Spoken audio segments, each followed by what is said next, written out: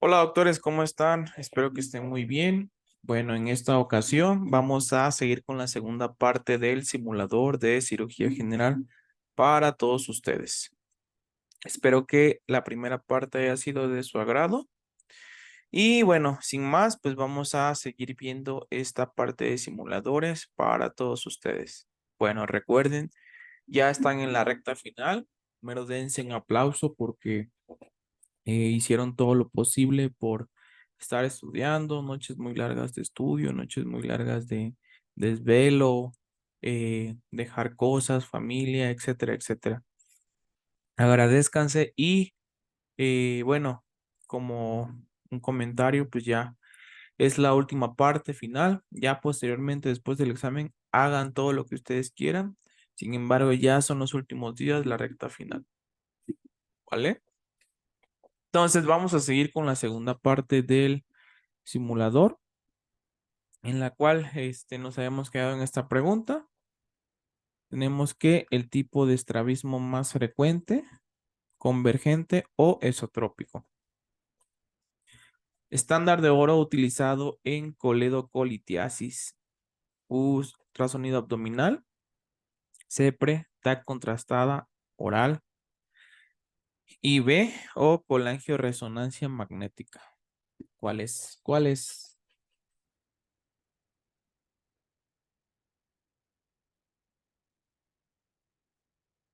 Bueno, como todos los libros dicen, esta es una pregunta de cajón que ustedes deben de saber. El estándar de oro para coledocolitiasis es CEPRA. Recuerden, siempre tenemos un primer estudio, un estudio de gabinete, ¿sí? Estudio Gold estándar, que sería, vamos a decir que este estudio, el que nunca va a fallar o el que nos va a dar el diagnóstico. Y como les mencionaba, estudio de primera elección, estudio de elección y gol estándar. Recuerden, son cosas muy diferentes.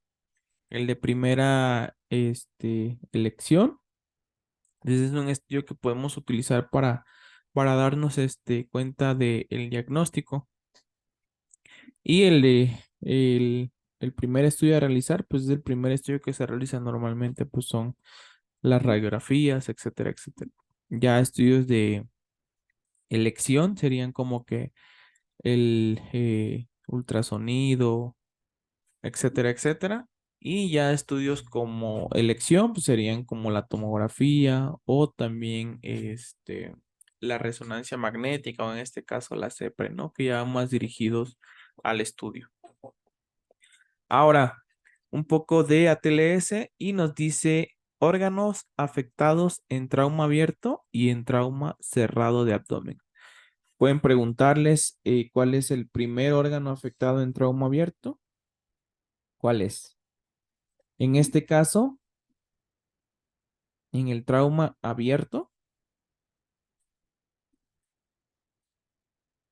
y también en el trauma cerrado, ¿sale? Vamos a tener que en el trauma cerrado de abdomen, los órganos más afectados van a ser el vaso, el hígado y en tercer lugar, el intestino delgado, ¿sale? Cuando hablamos de trauma cerrado de abdomen, vamos a hablar de lesiones en estos órganos, en estas vísceras huecas. Cuando hablamos de esto, podemos hablar de un accidente de tipo automovilístico, una lesión o un traumatismo a nivel abdominal que pueden producir una afectación en estos órganos en un trauma cerrado. ¿Qué quiere decir con cerrado? Que no hay una apertura o hay una abertura a nivel abdominal, ¿sí? Y cuando hablamos de trauma abierto, pues vamos a hablar de, por ejemplo, ahí les puse el ejemplo, una lesión con objeto punzocortante, ¿sí? Por ejemplo, en este caso, ¿no? Asaltos, cosas así, les van a poner algún ejemplo, ¿no? Que algún paciente pues llegó con un trauma ahí a nivel abdominal y hay una lesión de continuidad en el abdomen, ¿sale? Entonces ya cuando hay una lesión de continuidad, pues podemos hablar de un trauma abierto de abdomen. ¿Sale? Y, ojo, recuerden, el primer órgano en trauma cerrado, el vaso. El primer órgano en trauma abierto, el hígado. ¿Sale? Y si ustedes saben cuál es el órgano afectado en una lesión por herida de arma de fuego, por favor déjenla en los comentarios, ¿va? Causa más frecuente de obstrucción intestinal, pregunta de regalo. Esto pues, ya ustedes lo deben de saber. Tumor, adherencias, bridas o cáncer.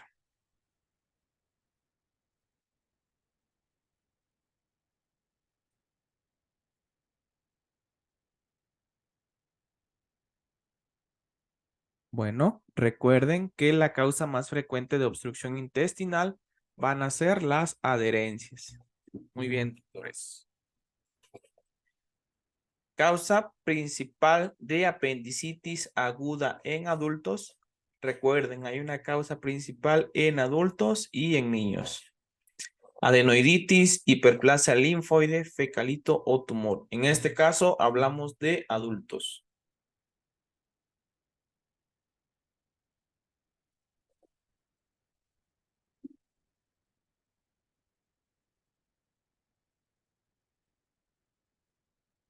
Muy bien, cuando hablamos de causa de apendicitis aguda frecuente en adultos, estamos hablando de, obviamente, un fecalito, ¿sale?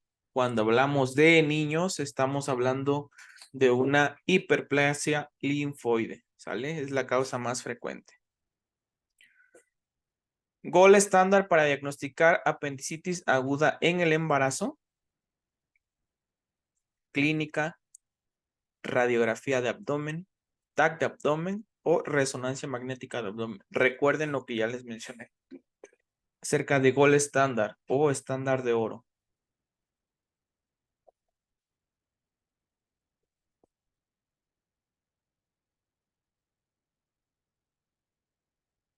Bueno, como gol estándar para apendicitis aguda en el embarazo, ojo, puede ser una pregunta de examen, tenemos la resonancia magnética de abdomen, ¿sale? Esto va enfocado a las nuevas guías de emergencias obstétricas, la cual puede encontrar en las guías de práctica clínica, ¿sale? Ahora, esto ha ido consecuentemente, ha sido preguntado en el examen nacional, así que me gustaría que lo tuvieran en cuenta, ¿no? Ahora, cuando hablamos de diverticulitis, ojo, diverticulitis, no diverticulosis. Cuando ya tenemos una diverticulitis complicada, tenemos que realizar también una escala. Esta escala es la escala de Hinchi. Esta pues va a permitirnos saber más o menos cuál es la extensión de la enfermedad, ¿vale? Entonces, ha sido preguntado cuál es el estudio podemos utilizar para la diverticulitis. Ojo, tomografía computarizada o la TAC abdominal. ¿Sale? Ahí está una pregunta. Esto fue preguntado en mi examen. Y también fue preguntado cuál es el estadio 3 de la diverticulitis por escala de Hinchi. Bueno, vamos a tener que en el estadio 0, en este estadio 0 vamos a tener una diverticulitis leve. En el estadio 1A vamos a tener una inflamación pericólica y un flemón. En el estadio 1B vamos a tener un absceso menor de 5 centímetros en la proximidad del proceso inflamatorio primario. En el estadio 2, absceso intraabdominal. ¿Sale? En el estadio 3 vamos a tener una peritonitis purulenta generalizada. Y en el estadio 4, pues vamos a tener una peritonitis fecal. Obviamente aquí ya divertículo ya reventó y en el estadio 3 pues ya el divertículo reventó el absceso y provocó esta peritonitis. En el estadio 4, pues ya reventó todo, hizo un relajo ahí a nivel de el peritoneo, ¿sale? Ya es una complicación muy grave. Bueno, sabemos que ya a partir algunas literaturas manejan que del estadio 2 al 4 se va a realizar una cierta cirugía, la cual es la cirugía de Hartmann, ¿sale? Y les voy a dejar de tarea y que ustedes dejen en los comentarios cuál es el tratamiento en el estadio 1A y 1B. Les voy a ser sinceros, en el estadio 0 es muy poco preguntado. ¿Por qué? Porque las diverticulitis se tratan incluso con antibióticos y pueden resolver. Pero en el estadio 1A y en el 1B pueden haber tratamientos específicos, así que me gustaría que ustedes lo dejaran en los comentarios. ¿Sale? Entonces, eh, podemos también clasificar esta diverticulitis y podemos hacer una mnemotecnia. Y podemos también nosotros realizar una mnemotecnia solamente con 4 estadios. Podemos clasificar el estadio 1, lo podemos dejar en solamente un solo estadio. Podríamos decir que tenemos absceso pericólico. En el 2 podemos tener un absceso pélvico, ¿sale?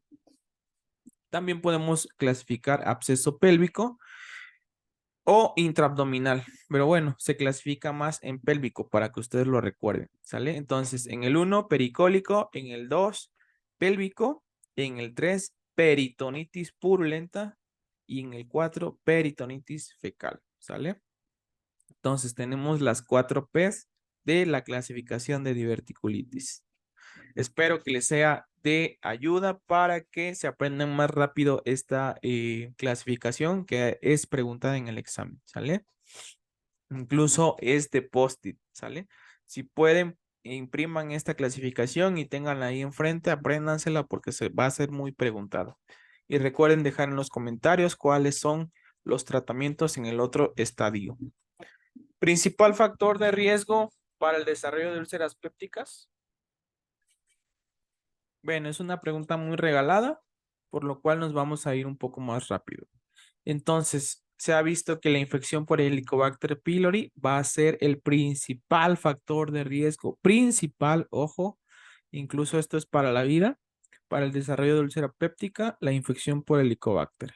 Si conocen a alguien que tiene una úlcera péptica, probablemente tenga una infección por Helicobacter. Ahora, esto fue preguntado en mi examen nacional. ¿Qué es lo que pueden ver? Les doy 10 segundos.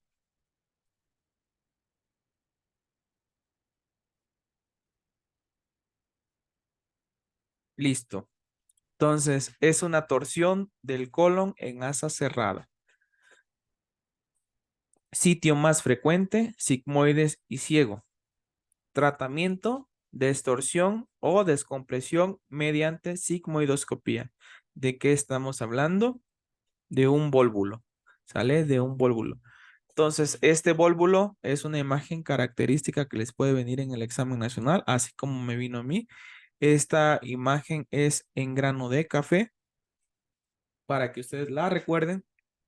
Y bueno, esta es una torsión de colon en asa cerrada. Recuerden, el sitio más frecuente puede producirse en el sigmoides o también a nivel del ciego. Y bueno, esto fue pregunta. La distorsión es a través por una descompresión mediante la sigmoidoscopía. ¿Sale? Ya si no resuelve, pues el tratamiento será quirúrgico. Causa más frecuente de pancreatitis aguda en México, biliar, fármacos, hipóxica o alcohólica.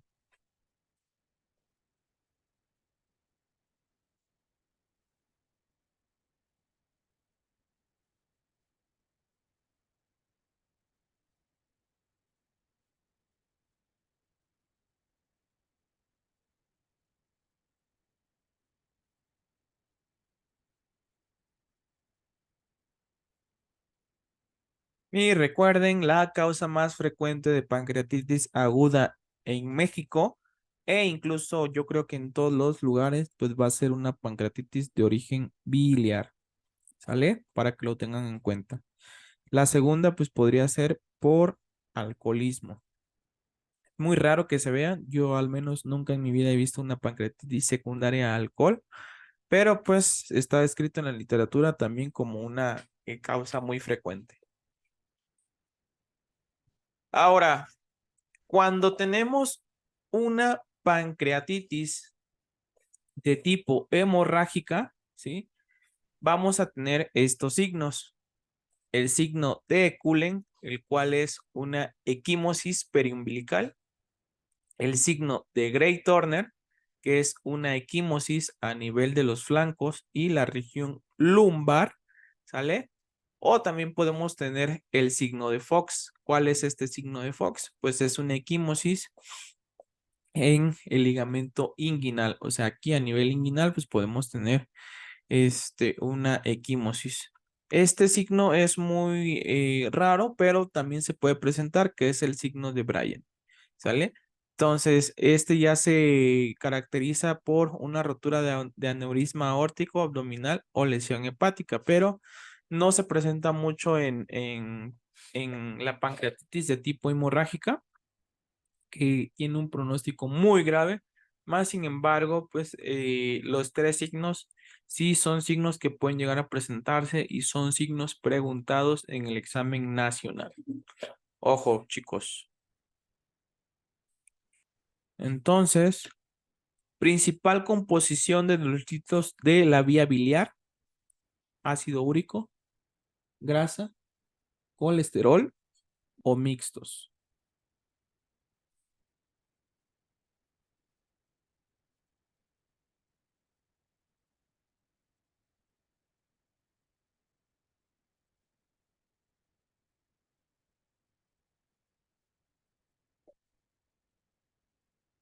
La principal composición de los litos de vía biliar va a ser por colesterol, chicos. Colesterol, ¿sale?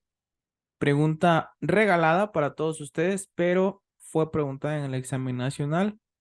Algunas preguntas, como les digo, son sencillas. Algunas son preguntas de control únicamente para que se les rompa la cabeza.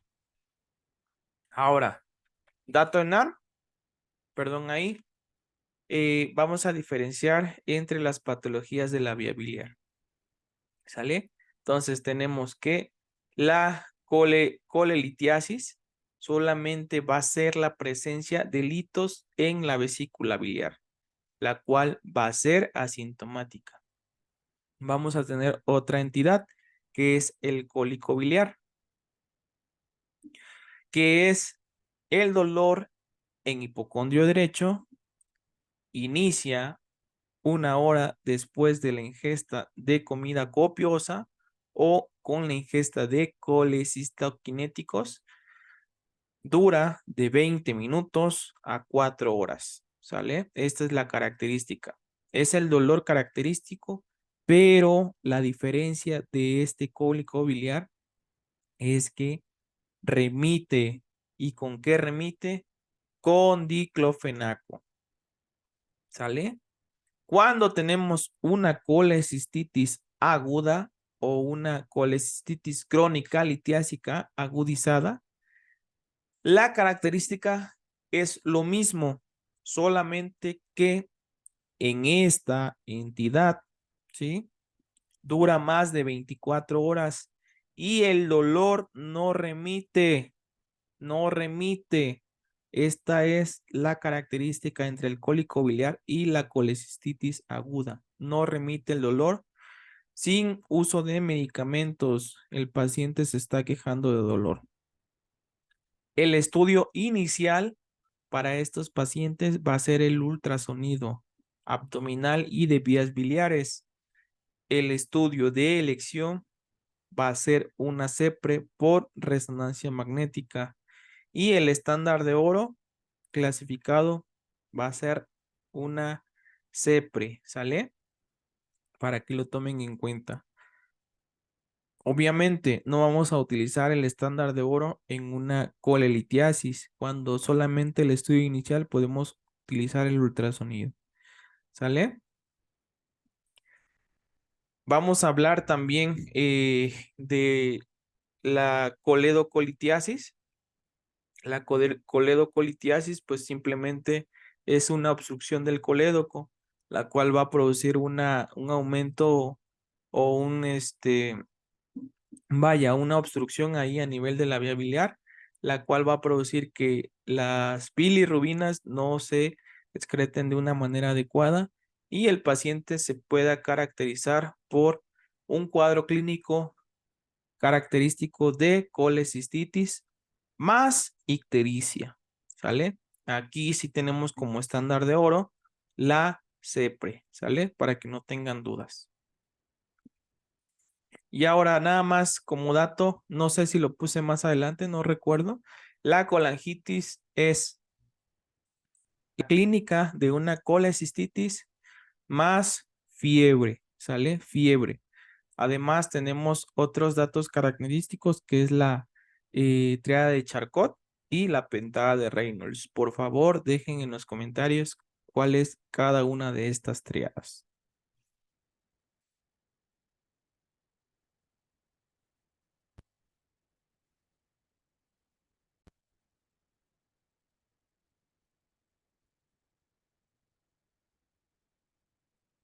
Ahora, miren, sí, aquí los dejé.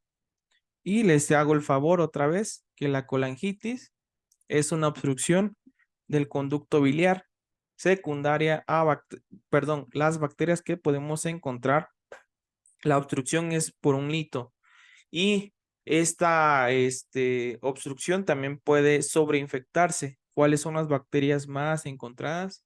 E. coli y Klebsiella pneumoniae, ¿sale? Ahora, la triada de Charcot, vamos a tener que es fiebre, escalofríos, dolor e ictericia, ¿sale? Y a esta le podemos agregar hipotensión y alteración mental, en la cual tenemos la pentada de Reynolds, ¿sale? Estudio inicial en la colangitis, ultrasonido y estándar de oro, la CEPRE. El tratamiento para una colangitis es la descompresión por esfinterotomía y también se deben de dar antibióticos porque tenemos principalmente una tipo bacteriana. ¿Cuáles son los antibióticos? Piperacilina más tazobactam o ceftriaxona. ¿Sale, chicos? Muy bien. Bueno, doctores, entonces vamos a ver lo siguiente, si no hay un poco de dudas.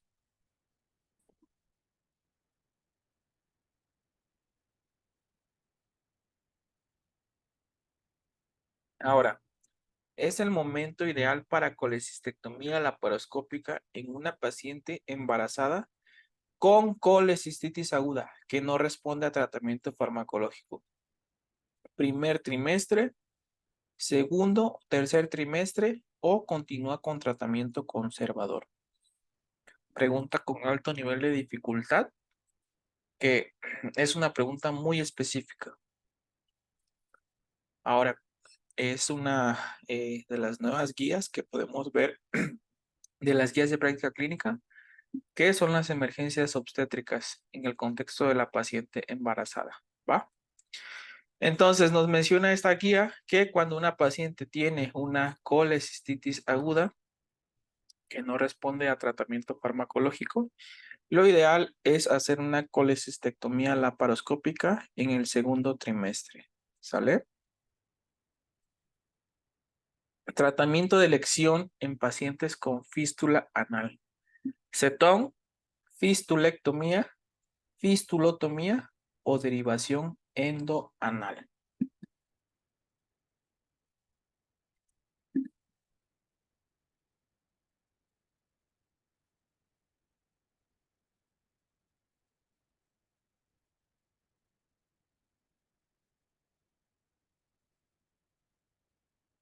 Bueno, el tratamiento de elección en pacientes con fístula anal va a ser la fistulotomía. Pregunta perrona. Es el componente más frecuente de litos vesiculares En un paciente con esferocitosis hereditaria, pigmento negro, colesterol, estrubita o mixtos.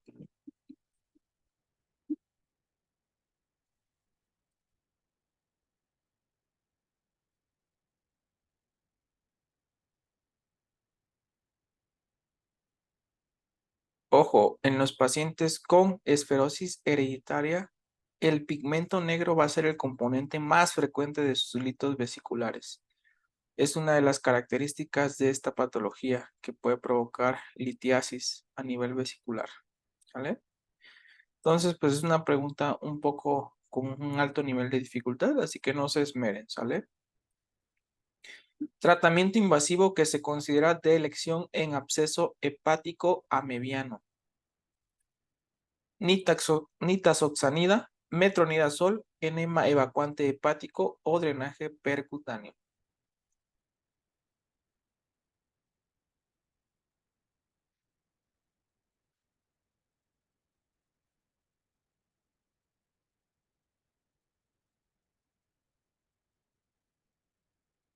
Bueno, aquí nos menciona tratamiento invasivo en absceso hepático amebiano. Entonces descartaremos la nitazoxanida y el metronidazol. Obviamente, nunca existe un enema evacuante hepático. Así que la respuesta es el drenaje percutáneo. Y así ustedes también pueden ir descartando, ¿sí?, respuestas en las preguntas. Si es que ustedes no saben alguna pregunta, pueden ir descartando, ¿sale? Con esas simples palabras. Si es tratamiento farmacológico, pues nos vamos al tratamiento farmacológico. Si es tratamiento invasivo o quirúrgico, pues se van a las opciones quirúrgicas, ¿sale? Y así aplica en todas las especialidades. Ahora, paciente masculino, después de acudir a su fiesta de graduación, inicia con 8 horas con dolor abdominal tenso generalizado. Se encuentra normotenso, taquicárdico con fiebre de 37, casi 38, dolor en todo abdomen, rigidez marcada y rebote en todos los cuadrantes abdominales. También se encuentra el signo de Joubert o Joubert, como se menciona, y no se ausculta peristalsis. Laboratorios pendientes. ¿Cuál es el diagnóstico más probable? Apendicitis aguda, angina de Prince-Meta, síndrome de Plummer-Vinson o perforación ulcerosa péptica o de úlcera péptica.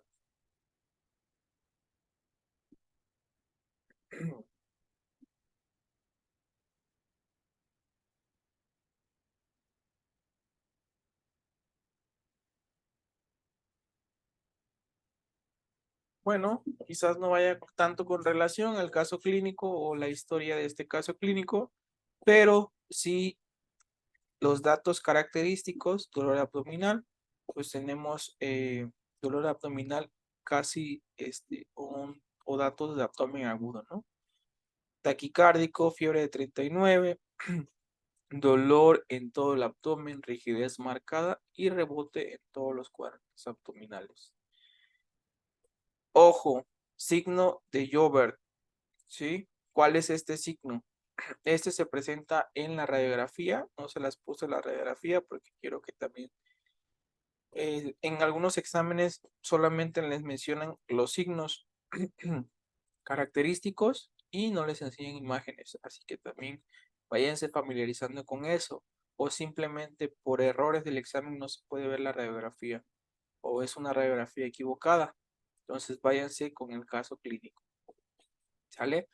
Entonces ese signo de Joubert se da cuando se realiza una perforación de úlcera péptica, ¿sale? Por lo cual tampoco se ausculta peristalsis. Entonces tenemos el signo de Joubert relacionado con una perforación de úlcera péptica, ¿sale? Entonces váyanse por el cuadro clínico, no se vayan tanto también por la historia de la historia clínica o del caso clínico, ¿sale? Entonces busquen y ahorita pongan en su navegador eh, signo radiográfico en perforación de úlcera péptica. Y van a ver también que el primer estudio a solicitar va a ser una radiografía de qué, de abdomen o de tórax. Déjenlo en los comentarios. Ahora, en un síndrome compartimental, una indicación para realizar fasciotomía es que se tenga una presión de 30 milímetros de mercurio, de 10 milímetros de mercurio, de 5 milímetros de mercurio o de 20 milímetros de mercurio. Y bueno, esto es cuando ya tenemos un síndrome compartimental en cualquiera o presentación o variante. En este caso la tenemos en una, la respuesta aquí va a ser cuando tenemos una presión de 30 milímetros de mercurio. Sea cual sea la presentación, siempre va a ser una indicación para realizar fasciotomía, sobre todo en extremidades. Perdón. Estaba tomando un poco de agua. Y bueno, entonces la indicación aquí para realizar esta fasciotomía, pues vamos a tener esta presión mayor de 30 milímetros de mercurio, provocando así este síndrome compartimental, sobre todo como les mencionaba en las extremidades. ¿Cómo podemos encontrar ese síndrome compartimental o compartamental? Nos menciona ahí que, por ejemplo, cuando hay una adecuada, perdón, una inadecuada agregación de presión a nivel de las extremidades, por ejemplo, es en el caso de de los yesos, ¿no? O de las férulas que están muy, se le está aplicando muchísima presión y está provocando, vaya, una isquemia y también está provocando este síndrome compartimental. ¿Sí? Entonces lo adecuado es realizar fasciotomías porque la presión está provocando incluso que la persona pueda perder la extremidad. Ahora, se considera el estudio de imagen de elección en un episodio de diverticulitis aguda, pues esto ya se los mencioné, un ataque de abdomen con contraste, ¿sale? Femenina, 40 años, obesidad grado 1, acude a urgencias por presentar dolor de tipo cólico de intensidad 7 de 10, predominio en epigastrio, cuadrante superior derecho, que se irradia hacia la espalda y hombro.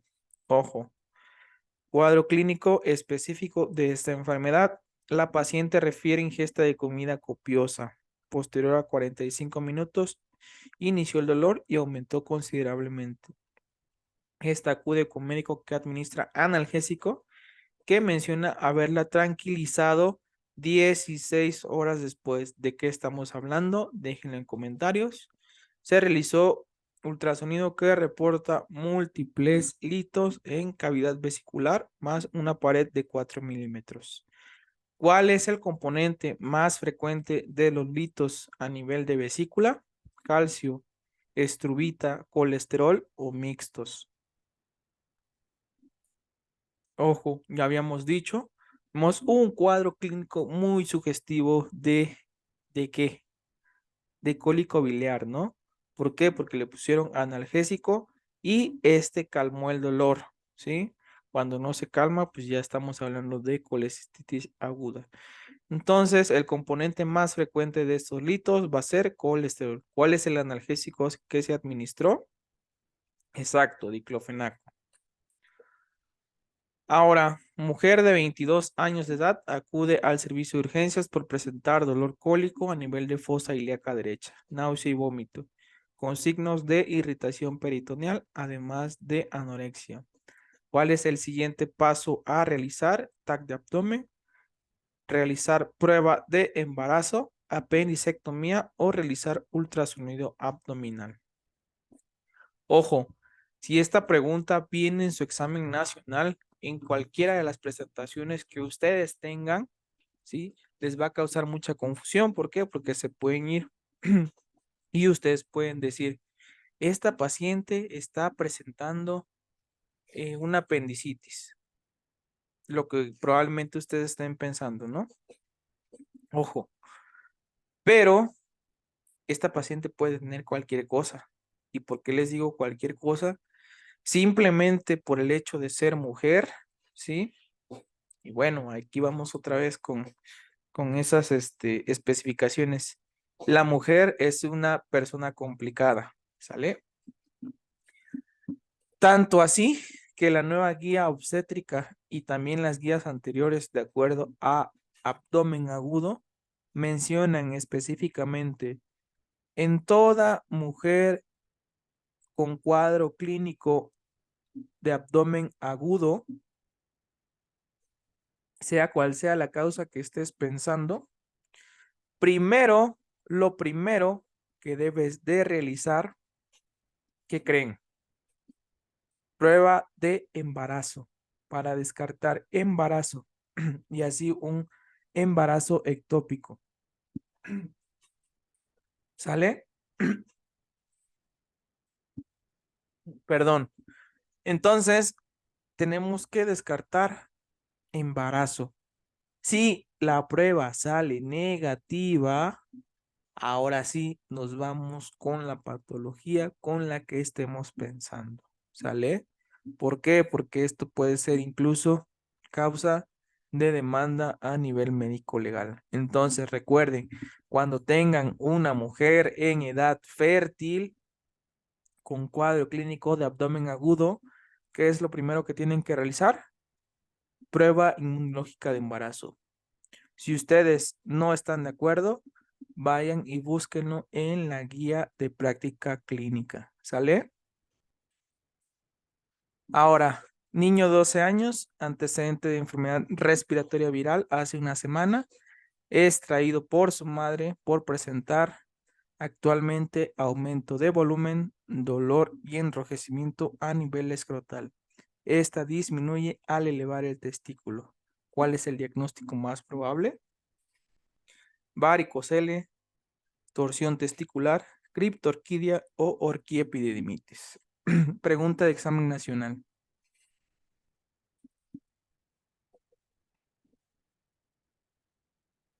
Entonces, ojo, el antecedente de enfermedad respiratoria viral es muy importante.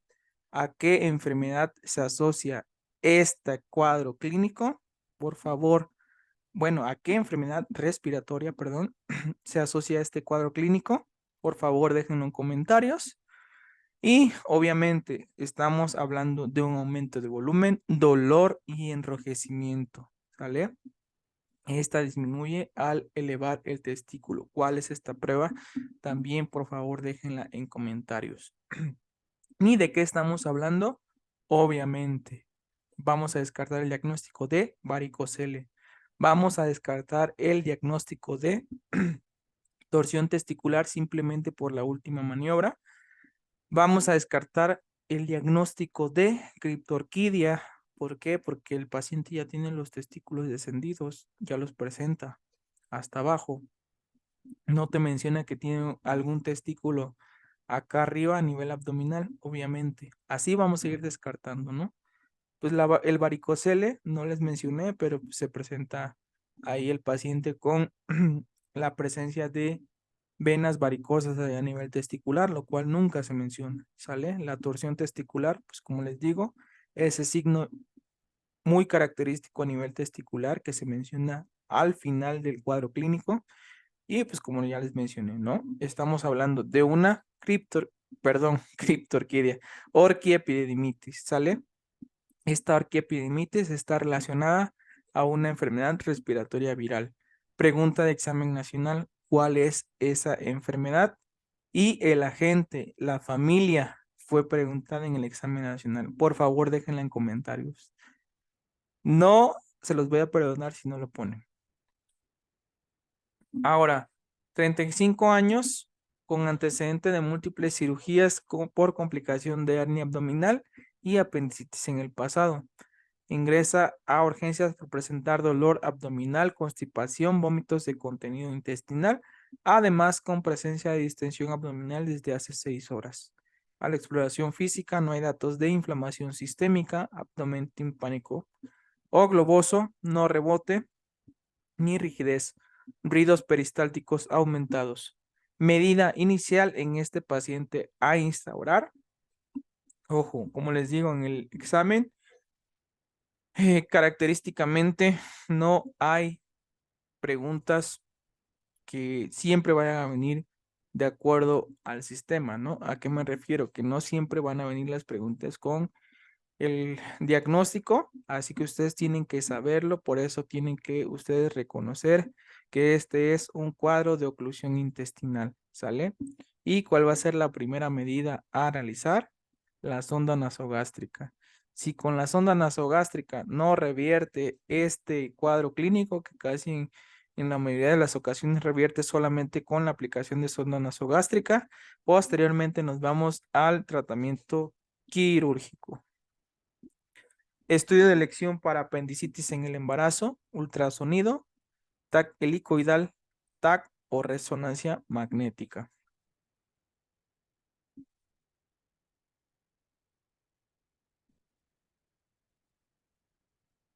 Ya se los había mencionado, el estudio de elección para apendicitis en el embarazo es la resonancia magnética.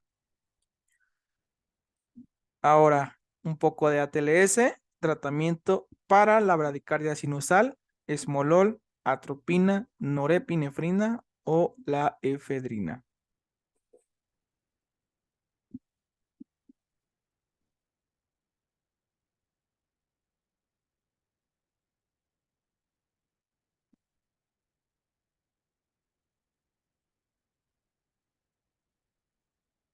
Bueno, el diagnóstico y tratamiento de la bradicardia sinusal, sobre todo en la parte del tratamiento, nosotros debemos de elegir, en el caso de que venga en nuestro examen nacional, atropina. ¿Sale? Esto viene en todos los libros y debemos de recordarlo siempre. Cada vez que tengamos un paciente con bradicardia, la atropina es el medicamento de elección. Acude joven a tu consultorio con dolor torácico, se toma electrocardiograma donde se demuestra taquicardia supraventricular con datos de inestabilidad hemodinámica, ojo, inestabilidad hemodinámica, por lo que tu siguiente maniobra será desfibrilar a 1000 joules, adenosina intravenosa, cardiovención eléctrica o, pues no sé nada, que se muera ALB. Bueno, la última opción, pues ya saben, la desechamos, ¿no? Pues tenemos que hacerle algo a ese paciente. Más sin embargo, una desfibrilación, pues debemos de saber que los aparatitos o los carros desfibriladores o los desfibriladores, pues no van a tener 1000 joules, ¿no? Entonces, descartada. Entonces, tenemos adenosina intravenosa y cardioversión eléctrica. Nos dan un dato muy importante y muy interesante, que el paciente aparte llega con esta taquicardia supraventricular, más sin embargo tiene datos de inestabilidad hemodinámica, por lo que automáticamente descartamos el medicamento, que en este caso es la adenosina intravenosa. Por favor, déjenme su dosis que se pone de inicio y nos vamos a la cardioversión eléctrica, ¿sale? Solamente por los datos de inestabilidad hemodinámica, ¿va? Ahora, es un fármaco frecuentemente utilizado en la torsada de Points. Esta pues va a ser una taquicardia ventricular de tipo polimórfica, que posteriormente de una monomórfica evoluciona a una polimórfica y posteriormente a fibrilación ventricular si no es tratada. En este caso, el tratamiento de elección va a ser sulfato de magnesio. Y si ustedes no lo habían tenido en cuenta, pues esta torsada de Points pues es una característicamente es un trazo electrocardiográfico que se asocia a una canción de Arctic Monkeys, que es Do I Wanna Know. Por favor, busquen ese trazo y vean también la portada de esta canción y van a ver que mucho se relacionan. Sale la torsada de Points con esta canción.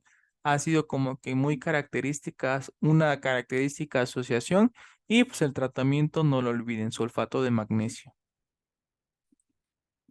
Agente vasopresor de elección y choque séptico, vasopresina, adrenalina, norepinefrina o dobutamina.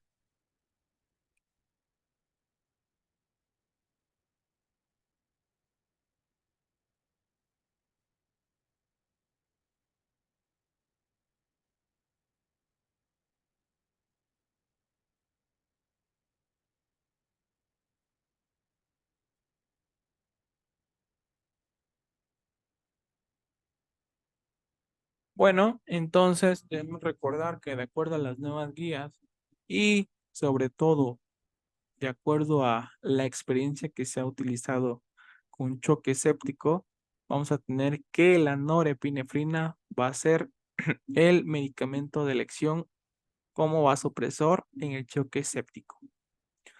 Causa más frecuente de sangrado de tubo digestivo alto, erosión gástrica, varices esofágicas, úlcera péptica en estómago o duodeno o enfermedad por reflujo gastroesofágico.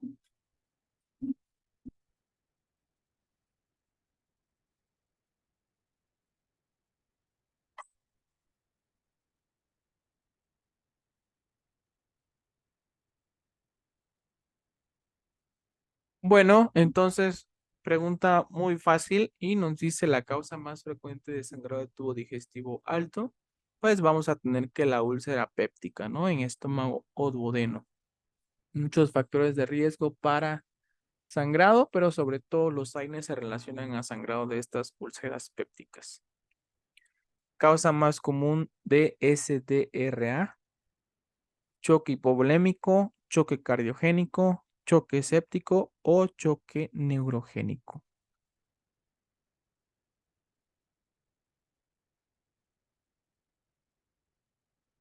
Cuando hablamos de SDRA, estamos hablando síndrome de dificultad respiratoria agudo o síndrome de distrés respiratorio agudo. Y bueno, tenemos que el choque séptico, sobre todo de origen pulmonar, pues va a ser una causa muy frecuente de síndrome de dificultad respiratoria agudo o síndrome de distrés respiratorio agudo. Causa más frecuente de neumotórax espontáneo secundario, enfisema, EPOC, tabaquismo o ascitis.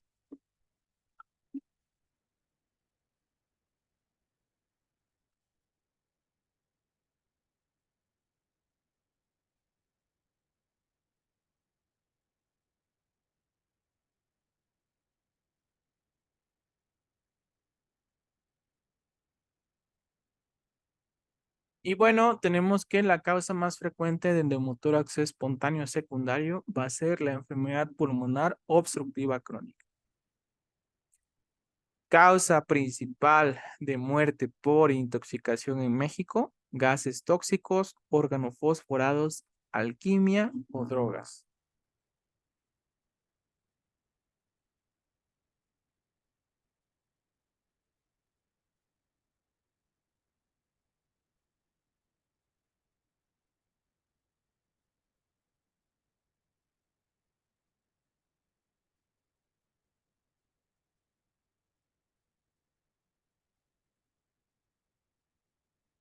Bueno, tenemos que la principal causa de muerte por intoxicación en México no van a ser los organofosforados, que algunos podrían haber pensado eso. Las drogas se está en aumento. La alquimia no está ni cerca de ser la principal causa de muerte. Sin embargo, los gases tóxicos va a ser la principal causa de muerte por intoxicación en México. Tratamiento de primera línea en presencia de taquicardia supraventricular. Pues ya vimos el caso clínico, ya ustedes ya lo saben y ya se los dije. La adenosina, ¿sale? Entonces, en dosis de 6 miligramos intravenosa, que es la presentación pues, de la adenosina, posteriormente 12 y 18 miligramos. ¿Va? Antídoto de anticoagulantes warfarínicos, vitamina K, penicilamina, gluconato de calcio o metanol.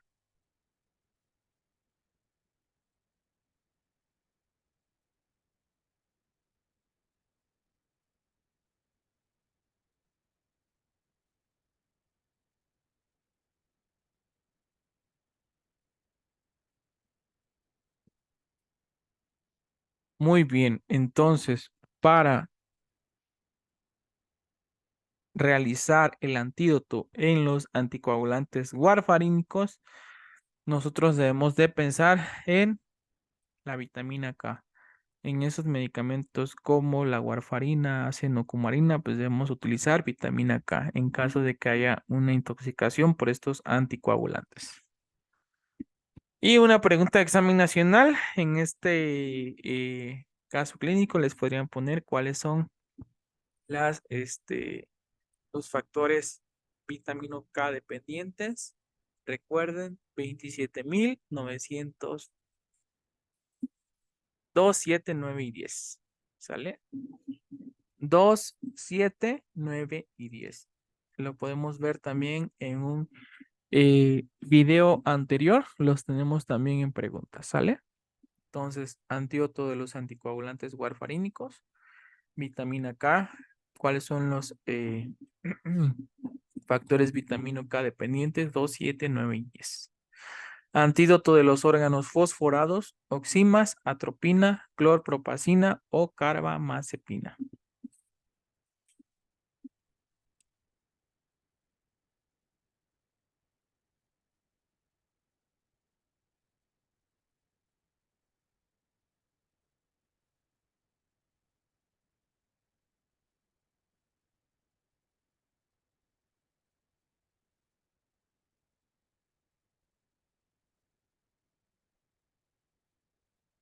Bueno, en el caso del antídoto de los órganos fosforados, las oximas van a ser el antídoto de elección y no la atropina, como ustedes lo han de haber elegido. Antídoto de los órganos fosforados son las oximas, pralidoxima sobre todo. Búsquenlo. Metabolito hepatotóxico del paracetamol, acetilaminofen, N-acetil parabenzoquinona, de acetil salicílico o glutatión acetil.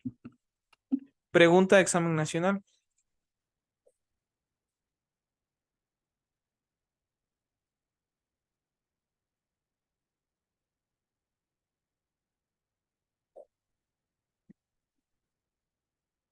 Y vamos a tener que el metabolito hepatotóxico del paracetamol va a ser el NAPQI, el N-acetil parabenzoquinona imina.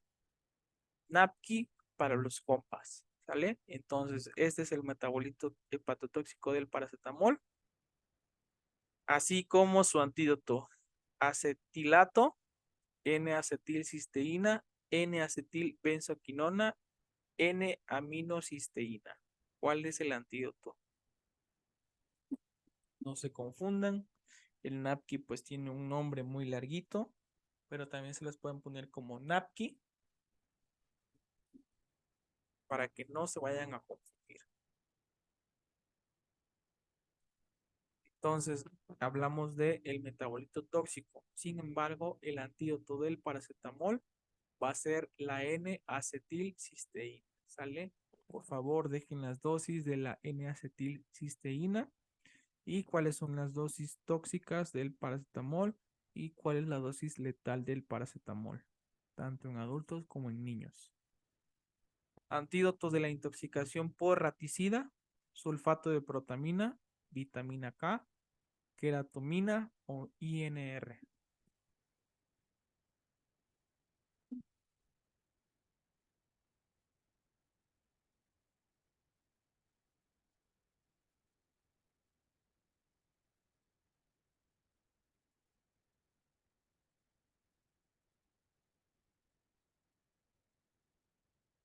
Bueno, entonces sabemos que los raticidas tienden a ser unos super warfarínicos.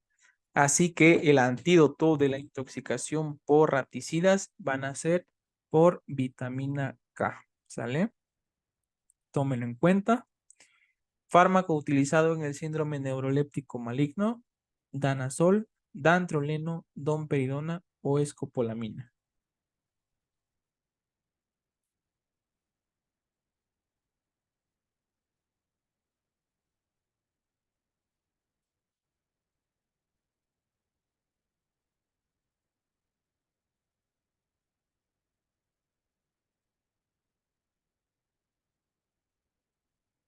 Bueno, esta pregunta pues no ha sido muy preguntada, sin embargo, siempre es adecuado ponérselos en caso de que se los lleguen a preguntar, pero en el caso de un síndrome neuroléptico maligno, el dantroleno es el medicamento utilizado para revertir el efecto de este síndrome neuroléptico.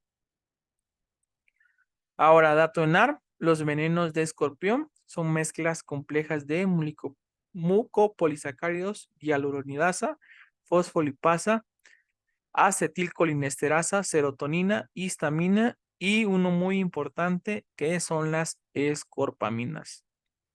Bueno, en mi primer examen nacional, esta pregunta vino en mi examen nacional, obviamente, por eso se las pongo. Entonces, las escorpaminas son, pues, ahora sí que el componente principal del veneno de alacrán o por escorpión se lo pueden poner, es lo mismo, ¿sale?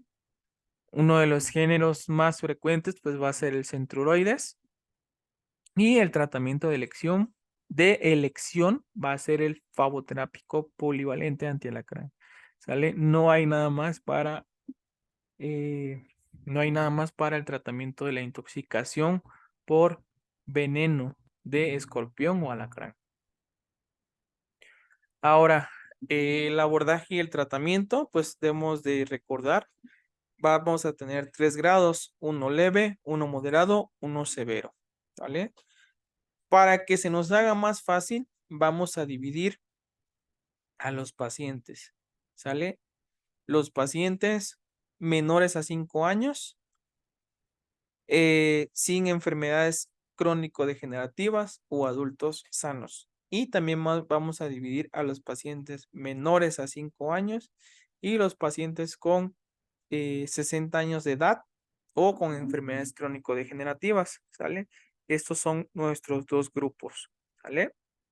Entonces, en un cuadro leve, ¿qué es lo que vamos a tener? Pues simplemente picadura, algunas pequeñas fasciculaciones, ¿sale? O simplemente dolor a nivel local, pero con datos muy leves o no muy sugestivos de una intoxicación. Entonces, la GPC, ¿qué es lo que nos recomienda? Que a los pacientes mayores a 5 años o adultos sanos menores de 60 años, solamente un frasco endovenoso, ¿va? A los pacientes menores a 5 años, mayores a 60 y enfermedades crónico-degenerativas, en un cuadro leve nos recomienda 2 frascos. En un cuadro moderado, ¿sale? Que se llega a presentar fasciculaciones, eh, dolor, presencia de, ¿qué más se puede presentar? Algunos datos clínicos de cialorrea, ¿sí? Eh, Bueno, característicamente ustedes van a ver el cuadro clínico porque sobre todo les mencionan el cuadro clínico, ¿no? Característico. Pero pues les mencionan que les picó su alacrancito y ya ustedes van a ir viendo, ¿no? Ahorita vamos a ver los datos más característicos en una intoxicación leve, moderada y severa. Más sin embargo, pues nos menciona que en el moderado, igual dividimos nuestra población, mayores a 5 años, menores de 60 y sin enfermedades crónicas, se recomienda poner 2 frascos. Más sin embargo, en la otra población, ya les he mencionado, menores a 5, mayores a 60 o enfermedades crónicas, 4 frascos. Y ya en un cuadro severo, este fue mi pregunta examinacional. Por lo regular es el caso que más les ponen, ¿no? ¿Qué es lo que podemos ver? Que el paciente pues trae dolor, cialorrea, nistagmo. Incluso en mi caso clínico me decían que era un paciente de 1 año, ni siquiera podía hablar y estos pacientes pues se diferenciaron porque hay un dato característico que puede haber en algunos casos distensión abdominal y en este cuadro pues en este caso clínico que yo realicé pues venía, ¿no? Ese dato característico que tenía distensión abdominal, el nistagmus, la cialorrea, el dolor, el paciente estaba llorando inconsolablemente. ¿Sale? Son datos muy característicos. Les mencionan que sobre todo es por las noches, la madre la trae desesperado. Así que pues ustedes se van basando, ¿no? La intoxicación por veneno de alacrán. Y nos menciona que en un cuadro severo se recomienda poner en mayores de 5, menores de 60 y en un adulto sano 4 frascos y en nuestra población de riesgo poner 6 frascos endovenosos. Sin embargo, aquí en el cuadro severo se menciona que si no remiten, vaya, con esas dosis, pues debemos de poner un poco de frascos que tengamos, ¿no? Hasta que hagamos una reversión de la intoxicación, perdón. Entonces, no solamente para el examen, sino que también para la vida, esas que han tratado intoxicaciones por veneno de alacrán. No hay un número específico, si ustedes se lo mencionan, la guía de prácticas clínicas menciona que no hay un número específico de frascos, no hay una intoxicación por frascos también. En algunos casos he visto hasta 20 frascos en niños o incluso en adultos. Sale para que lo tomen en cuenta. Ahora, los venenos de serpiente contienen neurotoxinas como la fosfolipasa A2, pregunta de examen nacional, metaloproteinasas y neurotoxina posináptica. ¿Sale? Las serpientes de cascabel, pues es uno de los casos clínicos que a ustedes les van a poner, que sobre todo les picó, perdón, les realizó una mordida, no hay picaduras de serpiente. Entonces fue una mordedura por serpiente. Realizó una mordedura a nivel tobillo. Es ese niño que se la pasa jugando allá en en el monte, ¿sale? Fue mordido y pues presenta una intoxicación por veneno de serpiente. Ahora les ponen el caso clínico una imagen. ¿A qué representa? Esta es la araña violinista, mejor conocida como Loxoceles reclusa. Esta puede producir un cuadro cutáneo o incluso visceral. Si es el cuadro cutáneo, pues es un cuadro leve, más sin embargo puede desarrollarse un cuadro visceral, el cual es muy grave. El tratamiento va con dapsona, prednisona o incluso el antídoto. El antídoto de esta intoxicación por el veneno o la mordedura de araña, que no es picadura, entonces va a ser con reclusmin, ¿sale? Datos muy importantes. Entonces tenemos a la Black Widow, a la viuda negra, también conocida como Lactrodectus mactans. Esta va a dar un cuadro clínico a través de su mordedura, en la cual nos van a especificar que fue mordido por una araña, en el cual el paciente empieza a presentar intoxicación. Esta intoxicación está caracterizada por espasmos musculares y también una dermatosis. Se me había olvidado mencionarles en este caso, en el oxocelismo, pues va a presentar una lesión que puede ser una placa livedoide.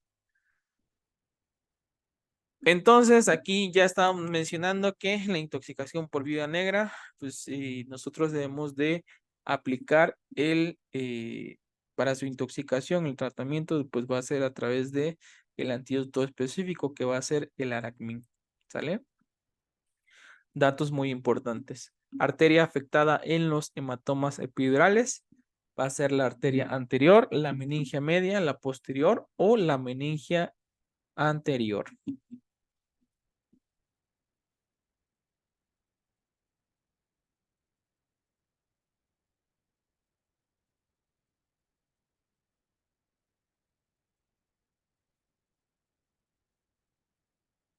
Y debemos recordar que para los hematomas epidurales en la arteria meningia media va a ser la arteria afectada en este tipo de hematomas, que pues a diferencia de los subdurales van a ser de mayor complejidad estos hematomas epidurales.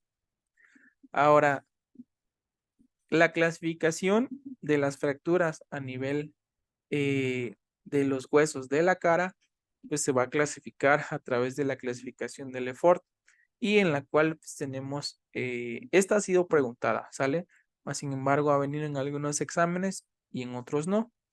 Vamos a tener que la clasificación tipo 1 es una fractura horizontal de la apófisis alveolar, ¿sale? En la 2 es una fractura en forma de pirámide y en la 3 una fractura horizontal que atraviesa el hueso cigomático y la órbita. Solamente traten de aprenderse la clasificación, cómo van las líneas, porque sé que es mucha información, así que traten de hacer un esquema con el cráneo y cuál es la fractura y más o menos a qué nivel se encuentra la fractura, de qué ángulo a qué ángulo, ¿sale? Ahora, pregunta muy clásica, pueden ponerles ahí que paciente llega porque masculino, femenino, pues en este caso un masculino, ¿no? No vemos presencia de glándulas mamarias y se menciona que, que tuvo una contusión a nivel torácica, empezó con dificultad para respirar y que a la exploración clínica pues encuentran una hiperresonancia a nivel pulmonar, le toman una radiografía y es esto. ¿Cuál es el diagnóstico? Neumotórax atención. Si ustedes se dan cuenta, ahí a nivel pulmonar, pues vemos una gran zona, ¿no? En la cual pues debería estar el pulmoncito. Sin embargo, se las voy a marcar, espérenme tantito. Este es el pulmón normal, pulmoncito normal. Esta es la tráquea que está desplazada y esta, ¿sale? Esta es la presencia del neumotórax a tensión, ¿sale? Entonces, ¿qué es lo que pasa? La contusión pues puede producir este neumotórax. Entonces, ¿qué es lo que puede pasar? O simplemente les pueden decir que el paciente recibió una herida punzocortante aquí a nivel del abdomen, perdón, torácica, y esta apertura pues está produciendo una entrada de aire, más no una salida. ¿Y qué es lo que produce? Que el aire empieza a ocupar espacio, empieza a ocupar espacio, empieza a ocupar espacio, hasta que pues realiza que el pulmón pierda esta, eh, vaya, esta capacidad de distenderse de una manera adecuada, lo cual, les vamos a decir, se poncha este pulmoncito, ¿no? Entonces, el aire está provocando esta tensión, ¿sí? Y lo cual está provocando este neumotórax a tensión, ¿va? Ausencia de ruidos y percusión hiperresonante. ¿Por qué? Porque no vamos a tener ruidos respiratorios porque el pulmoncito ya no va a estar insuflando. Y la percusión hiperresonante, ¿por qué? Porque vamos a encontrar aire, muchísimo aire, o sea, más aire de lo que entraba.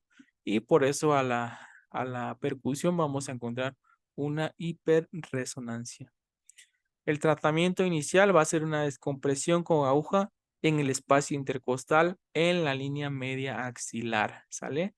Si les preguntan cuál es el tratamiento inicial de un neumotórax a tensión, la descompresión. Y el definitivo, un tubo pleural o sello endopleural con características de 28 a 32 French.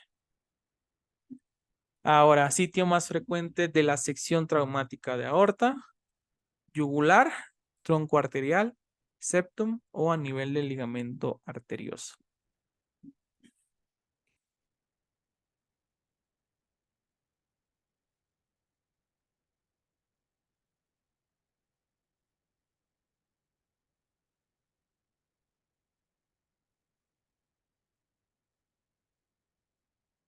Bueno, tenemos que el sitio más frecuente de la sección traumática de la aorta va a ser a nivel del ligamento arterioso. Y aquí podemos encontrar unas imágenes características cuando hay una disección aórtica, una sección traumática de la aorta. Sale en esta plaquita de tórax, podemos ver un aumento de volumen aquí a nivel, vaya, de la aorta, ¿no? Donde está más o menos el callo de la aorta. Causas, pues, se mencionan como principales accidentes automovilísticos, ¿no? La triada de Rigler se presenta en diverticulitis, coledocolitiasis, ileovilar o pancreatitis. Les pueden preguntar cuál es la triada. Esta triada es por neumobilia, lito a nivel de intestino y nivel hidroaéreo.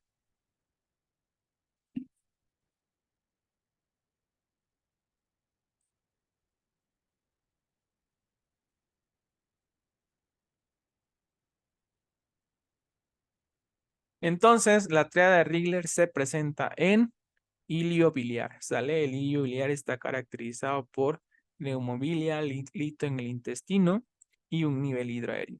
Entonces, ¿qué es lo que pasa? A veces por ser muy grandes los litos en la vesícula pueden realizar una fístula. Esta fístula puede realizar una perforación a nivel intestinal y pueden provocar una translocación de este lito a nivel intestinal. Entonces, este lito en el intestino pues puede producir la entrada de aire a través de la fístula a nivel de los conductos biliares. Puede producir un lito en el intestino y un nivel hidroaéreo, por lo cual puede producir un dato de obstrucción intestinal. Mediador inmunológico que hace más sensible a la población mexicana a padecer absceso hepático amebiano. Tu cara de what? Pregunta de control. HLA-DR3, P53, el KRAS, el SSX24.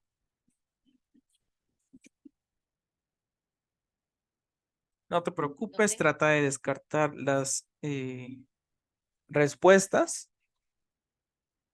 Y si tú escogiste HLA-DR3, pues estás en lo correcto y tú puedes ir descartando preguntas de manera adecuada y estás listo para hacer el examen nacional. Si no estás listo, no te preocupes, sigue repasando, no pasa absolutamente nada.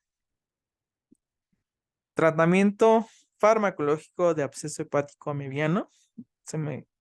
Me faltó ponerle ahí tratamiento farmacológico. Fluconazol, cipro, metronidazol o ceftriaxona.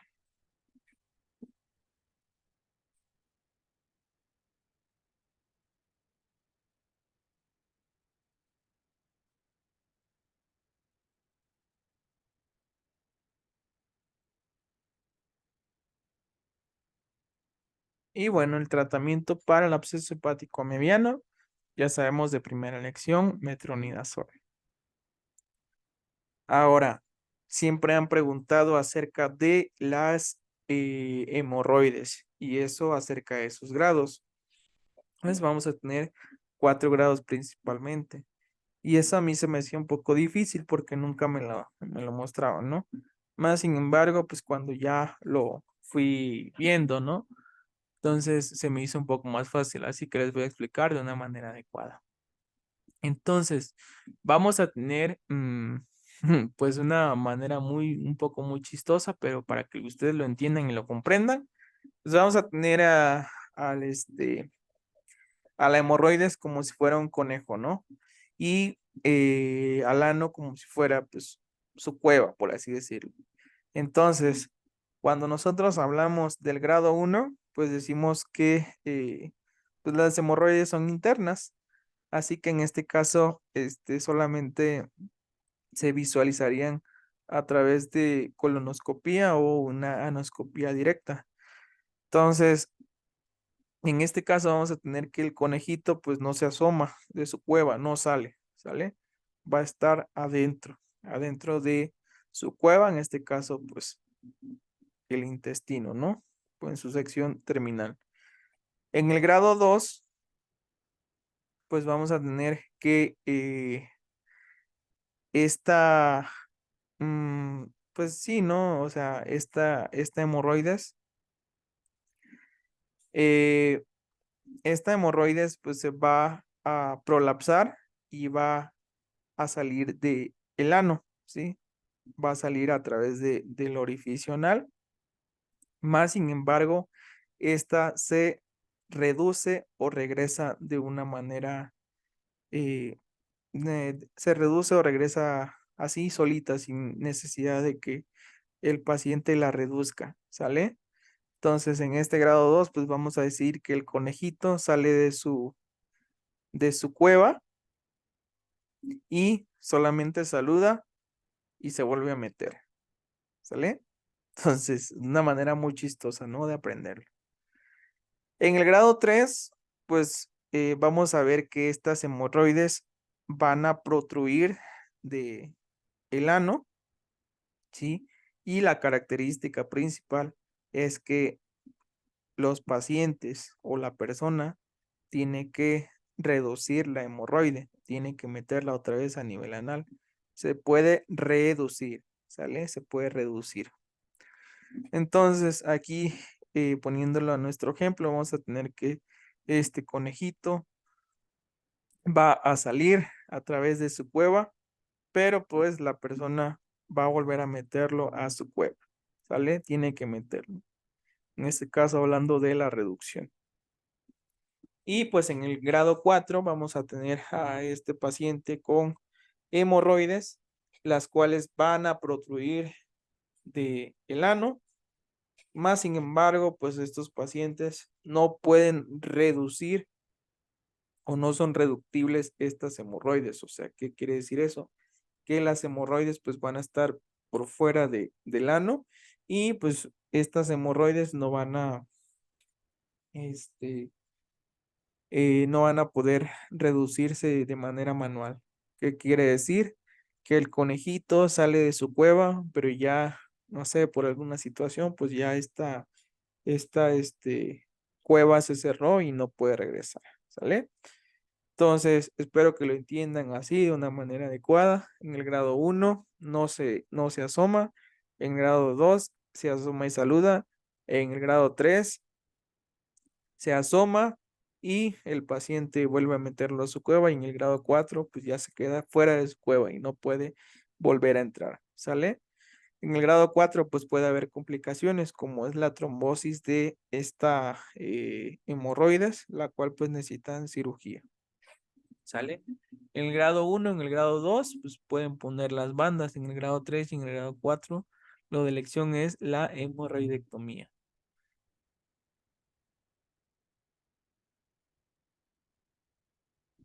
Ahora, nosotros vamos a hablar que las hemorroides son las externas, son las más frecuentes en debajo de la línea pectínea, ¿sale? En el grado 2 y 3, ligadura con banda. En el grado 4, hemorroidectomía. En algunos casos, en el grado 3, se puede realizar la hemorroidectomía, pero sin embargo en el grado 4 pues es más adecuado.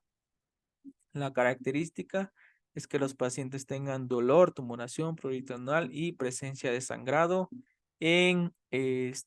cuando van al baño o pueden presentar o les ponen ahí característicamente que el paciente pues pasa un papel a través de la zona anal y empieza con el sangrado característico. Ahora de los otros datos de Procto, la fisura anal pues va a ser una úlcera del anodermo, la cual se caracteriza por dolor trans o post defecación con escaso sangrado. Entonces aquí nosotros podemos dar como que un dato muy característico es que los pacientes tienen dolor al defecar, ¿sale? La ingesta es por baja ingesta de fibra, perdón. Y pues como les decía, ¿no? Los pacientes presentan mucho miedo a defecar. Esta fisura anal se presenta muy frecuentemente a nivel posterior, en la comisura posterior en un 74%. Hay una triada, la cual se menciona que es la papila anal hipertrófica, la úlcera y un colgajo cutáneo. Menores a 6 semanas las clasificamos como agudas y podemos utilizar ingesta de líquidos y fibra. Las crónicas mayores a 6 semanas con tratamiento a base de diltiazem o toxina botulínica. El tratamiento de elección es una esfinterectomía lateral interna y la principal complicación de esta cirugía es que los pacientes pueden quedar con una incontinencia a nivel anal. ¿Sale? Ahora, la última pregunta nos menciona que las fístulas más frecuentes según la clasificación de Parks son las transesfinterianas, las interesfinterianas, las postesfinterianas o las extraesfinterianas.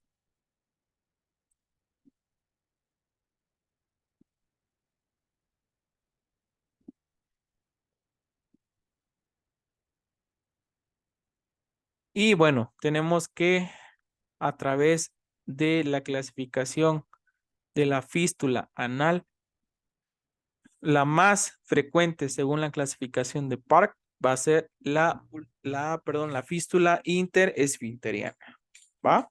Entonces, pues un breve repaso de urgencias y ATLS. Espero que haya sido de su agrado. Espero que sus respuestas hayan sido las adecuadas. Si ustedes tienen alguna duda con alguna respuesta, vayan y vean en su libro de confianza. Traten de investigar libros con referencias mexicanas. No váyanse a lo extranjero porque en algunas ocasiones pueden cambiar. Entonces, espero que no tengan ninguna duda. Les haya quedado muy claro que alguna de estas preguntas venga en su examen nacional y no se preocupen. Nos hace falta simplemente un breve repaso de medicina interna y de pediatría, ¿sale? Para que estemos listos. Espero que se encuentren muy bien, disfruten sus últimos días de estudio. Sé que van a hacerlo muy bien y próximamente nos vemos del otro lado. Un saludo y cuídense mucho.